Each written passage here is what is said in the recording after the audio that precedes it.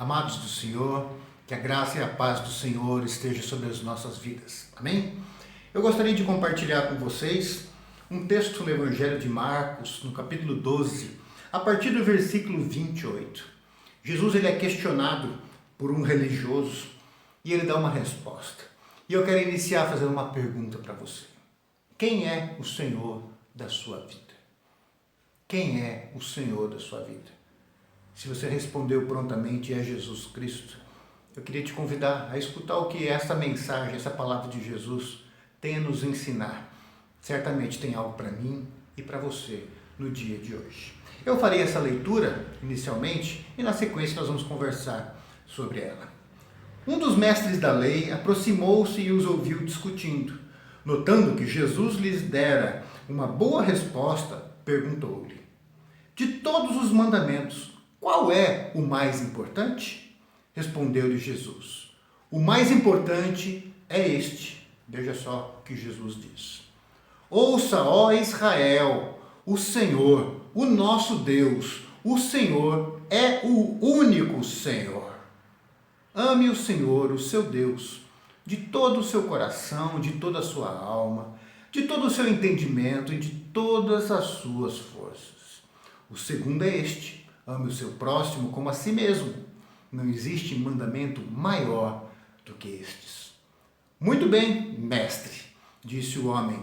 Está certo ao dizeres que Deus é único e que não existe outro além dele. Amá-lo de todo o coração, de todo o entendimento e de todas as forças, e amar ao próximo como a si mesmo é mais importante do que todos os sacrifícios e ofertas. Vendo que ele tinha respondido sabiamente, Jesus lhe disse: você não está longe do reino de Deus. Daí por diante, ninguém mais ousava lhe fazer perguntas. O que este mestre da lei, este homem que conhecia a palavra da lei, chega para Jesus o chamando de mestre e se colocando debaixo aí da sabedoria de Jesus? Não estou aqui nem julgando as intenções deste homem, mas ele fez uma boa pergunta a respeito dos mandamentos de Deus. E aí Jesus então responde para ele. É como se dissesse: se você tiver que escolher algo para escutar em toda a palavra de Deus, escuta esse único mandamento. E Jesus coloca: o mais importante é este: ouça, ó Israel, o Senhor, o nosso Deus, o Senhor é o único Senhor.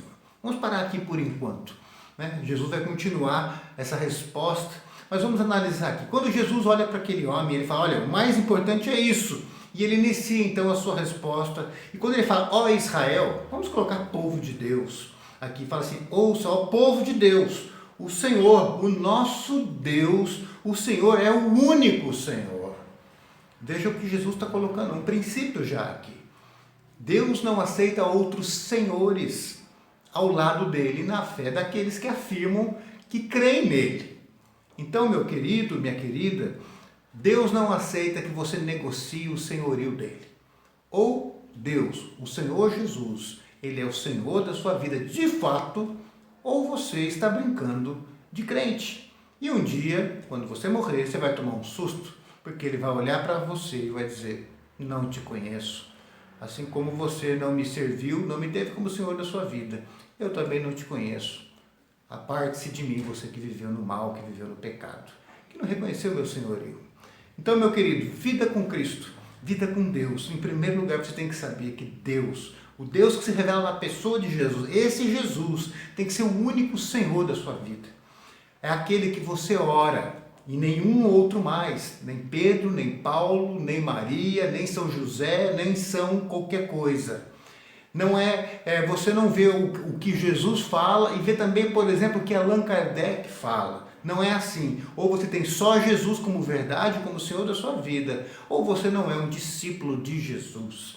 Se você fala que crê em Jesus, mas diz também que crê em Alá, ou qualquer outro Deus, ou qualquer pessoa ou ser que se diz Deus, Jesus fala: não, eu não sou o Senhor da sua vida, porque não há outro Deus, não há outro Senhor além de mim, e eu não aceito que você creia em nenhum outro Senhor ou Senhora.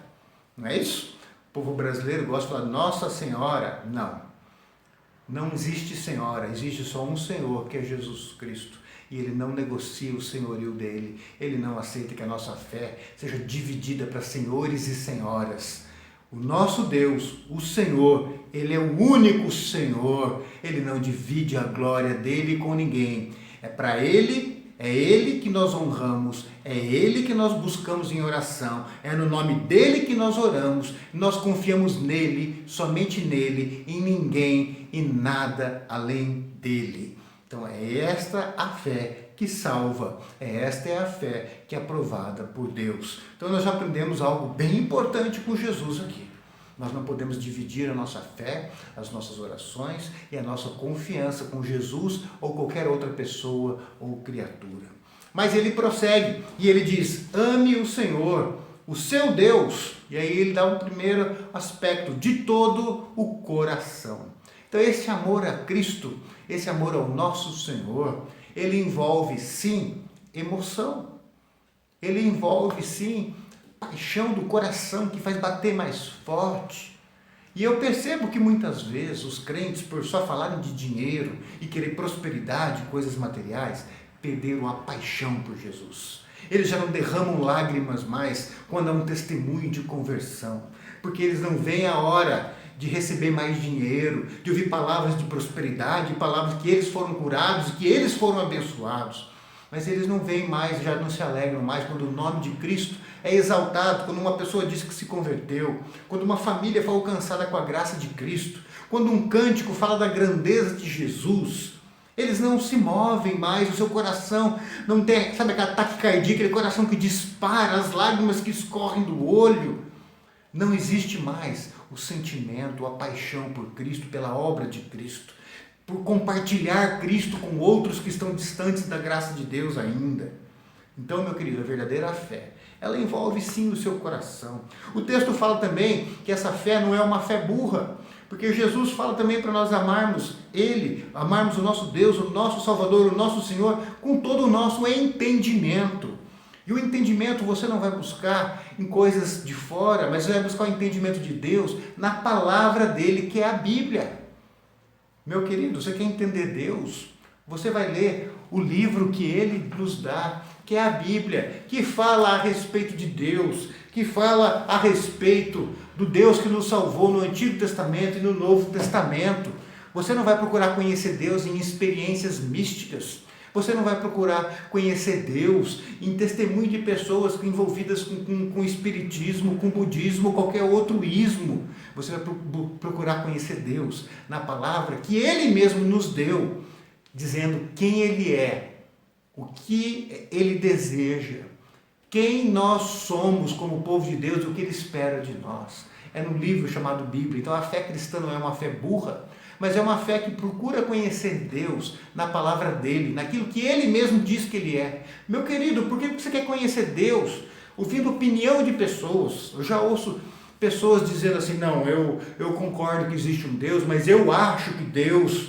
Quando eu escuto isso, eu falo assim, sinceramente, eu não quero saber o que você acha, eu quero saber o que Deus, o próprio Deus, o Criador, fala dele. Quando Deus fala, eu sou assim, o eu sou, o Criador, o Eterno, que está acima de tudo, que está acima de todos, aquele que sempre existiu na pessoa do Pai, do Filho e do Espírito Santo, o único Deus em 3 pessoas, que nos ama. Fé, então, envolve coração. A fé, Jesus diz também, que envolve o entendimento. E Jesus também fala que nós devemos amar esse Deus com toda a nossa força. Amar Deus com toda a força, amar Jesus com toda a força. É entregar tudo que você é, tudo que você tem, para Ele. Com isso eu não estou dizendo para você trazer todo o seu dinheiro para a igreja, como alguns pastores fazem, porque não é isso. Não é isso. O que eu estou dizendo é você consagrar tudo que você tem, tudo que você é, para a glória dEle, para o serviço dEle, para que outras pessoas sejam abençoadas e venham conhecer o nome dEle. Sabe, não é ser um visitante na igreja que está lá para julgar a pregação, para julgar o louvor, para julgar os ministérios, os líderes dos ministérios, julgar a liderança da igreja, como se você estivesse ao lado de Deus e pudesse julgar alguém ou alguma coisa. Não é isso, mas você está na igreja para servir a Deus com toda a tua força, fazer o melhor, com tudo aquilo que você é, com o teu entendimento, com os teus dons e com os teus talentos.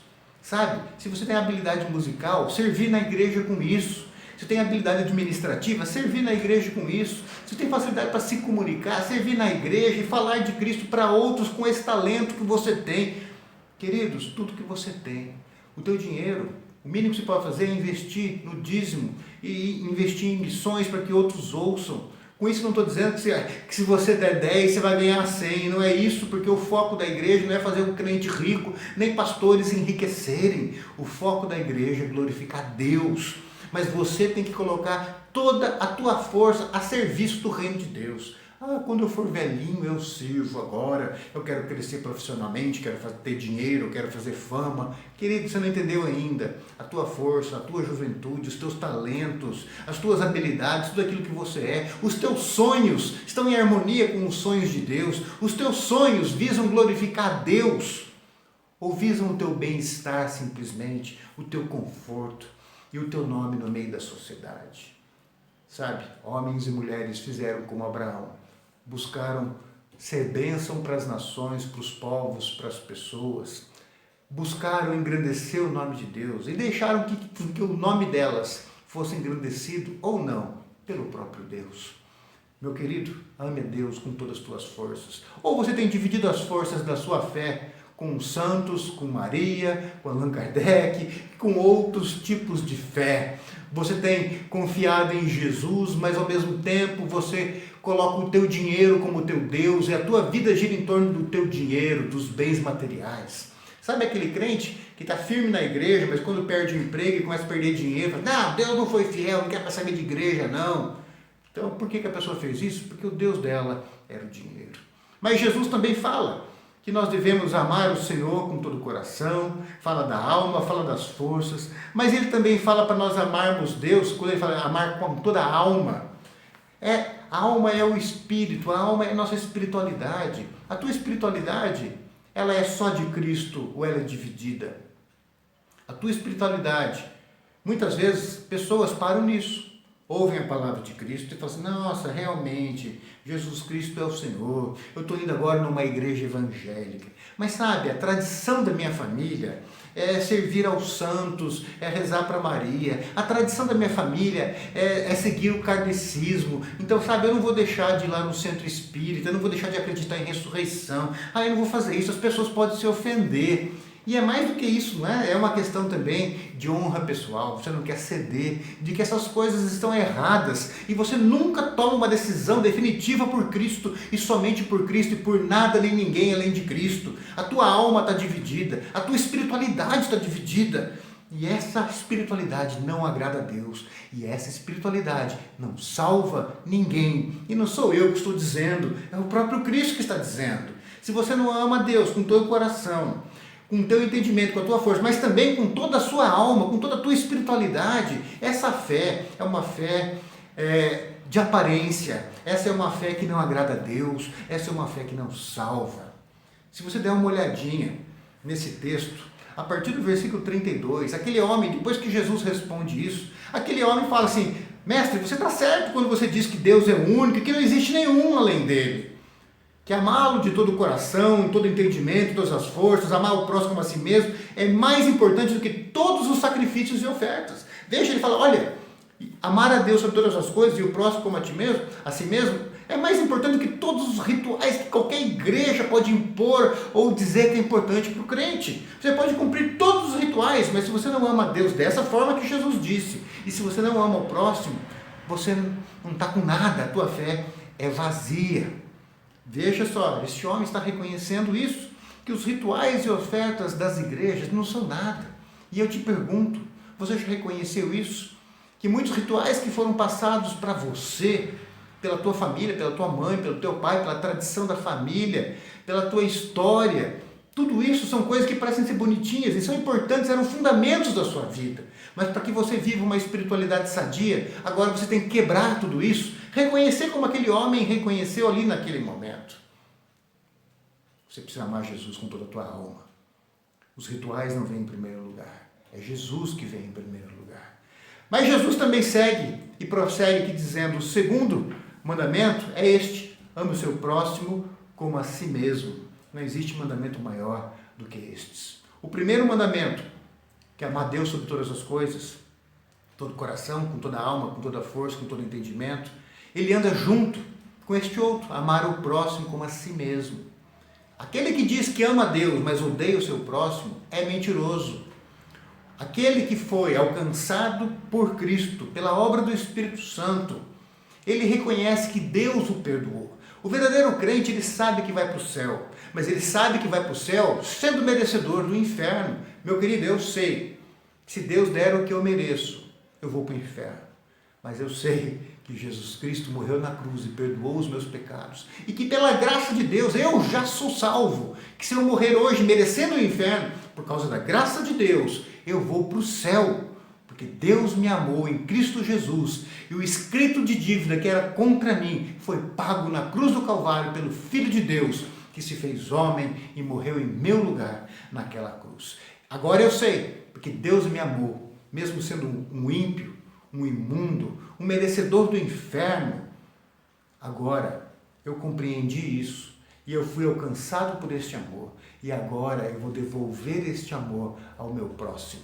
Não como algo natural meu, mas por causa do mesmo Espírito de Cristo que agora habita em mim. Eu sou encharcado deste amor.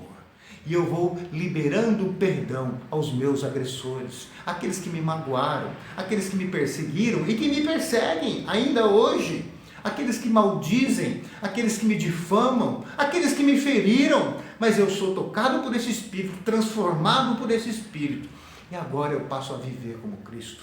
Então, meu querido, eu não sou salvo pelas minhas obras, mas as minhas obras demonstram se a minha fé é autêntica, se eu realmente amo Cristo, porque se realmente eu amo Cristo, eu amo ao próximo. Não esse amor torto que o mundo ensina, mas o amor segundo Jesus, que morre, que se entrega por aqueles que ainda não o amavam. Veja só, voltando àquele homem que falou aquilo: olha, Jesus, mestre, você está certo, de fato, o grande mandamento é amar Deus sobre todas as coisas, é amar o próximo como a si mesmo. Tudo isso está muito acima de qualquer religiosidade, qualquer sacrifícios rituais que as igrejas possam colocar. E aí a resposta de Jesus. Vendo que ele tinha respondido sabiamente, Jesus lhe disse, veja o que Jesus fala, você não está longe do reino de Deus. Você não está longe do reino de Deus. Você que está me ouvindo, se você crê em tudo isso que eu te falei, eu te digo, o reino de Deus, a salvação de Jesus, não está longe de você.